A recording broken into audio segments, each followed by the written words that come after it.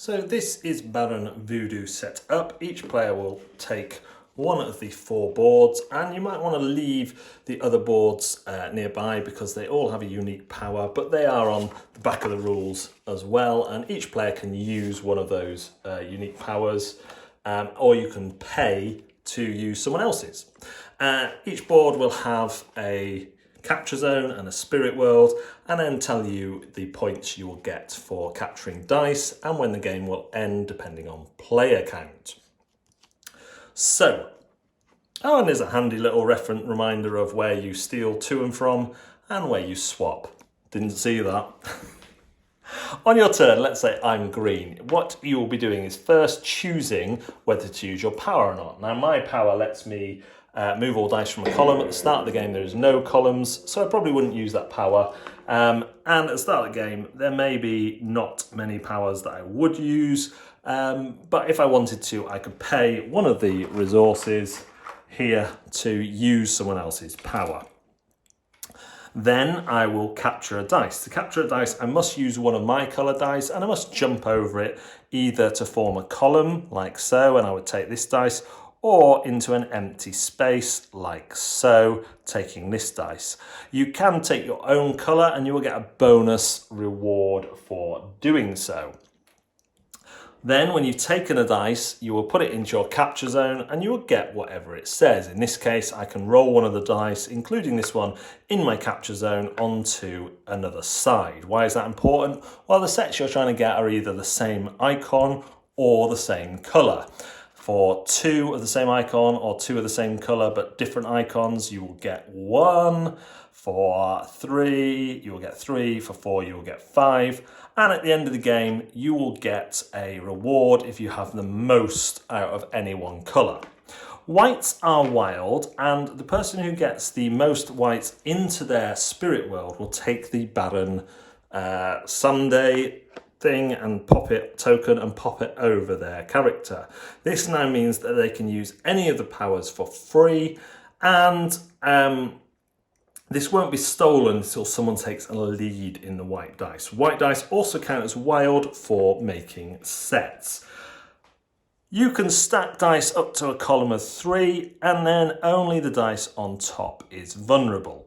Because of the powers that are available in the game, you never really have a situation where there's nothing you can do on the board, but you do need your colour to take other colours.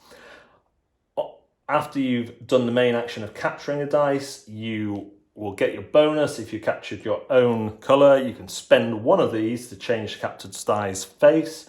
You can apply the effect of the captured die, and then you can spend 2 to take another turn, but you can only do this once. Then you can move 1 set into your spirit world to earn victory points. At the end of your turn, if you haven't already used a special power, you may use one there and then. That is basically how to play Baron Voodoo. Baron Voodoo is an abstract strategy game of the best sort. A low rules barrier combined with pleasant gameplay and production values. I will say that the simplicity does hurt it in one sense, where there's a couple of edge cases in the rules that aren't covered, particularly one of the special powers, which is a shame because that really should be covered in the rules, about how to move a row. I think I know how it works, but I still haven't been able to get an answer from the designer. And there is one other one, but there is an excellent FAQ that is being updated by the publishers as quickly as they can on Board Game Geek, so that does help.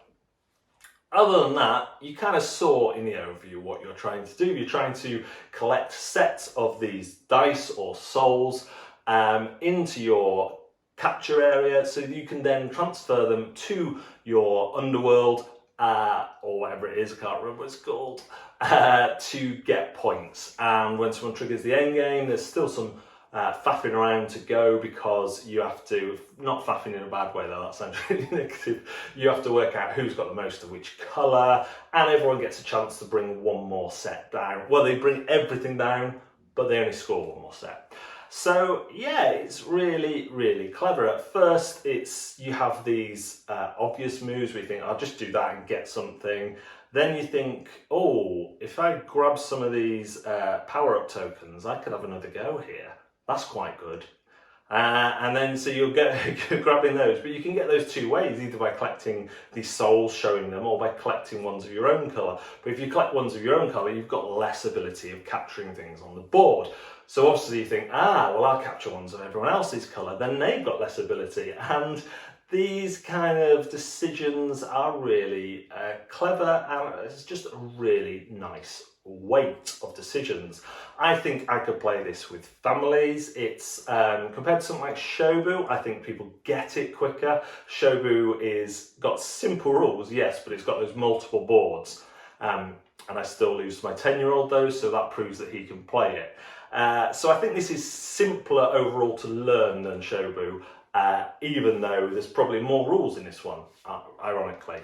I like that there's a team play included. I didn't get a chance to play that, as I'm sure you can appreciate. I have played this at 2-player only at the minute. I think it would scale well because you've got that battle between the colours, but I haven't been able to test that due to COVID and the restrictions and isolations and stuff.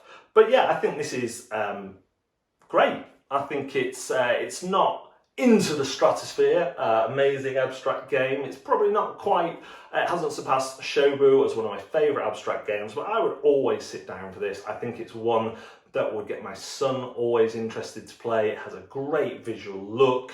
It would draw people in if we were having conventions and stuff like that. Short to mid-term variety I think is really good. I think long-term you might start to fall into the same patterns of trying to collect the same things. But that is kind of nixed by how your opponent plays, and I could see that if you played it regularly with someone, you'd be having like a real back and forth where you know, I'd win one, you'd win one, I'd win one, you'd win one. The components are good. They aren't really, they're wood cubes, I would say. They're not kind of, they don't feel like wooden dice. You only roll them once. So I think dice is a little bit not really accurate. Other than they have 6 sides and they're cubes, but I'm not sure what I'm saying. They just don't feel like dice. Like they wouldn't be dice that you would choose to roll other than for a randomized setup. The components are great all the way through. The punch board you punch through, so it holds your pieces in place. The main board is dual layered. There's a lot to love about this one, and I can't really critique it other than the rules because it is what it is. It's a simple game at that kind of level. It will stay in my collection, certainly, because I don't have a load of abstract games like this where I can just pop it out and let's have a competitive game. That is Baron Voodoo. Thanks for joining me on Board Deck and Dice. Look forward to seeing you on our next video. Bye-bye now.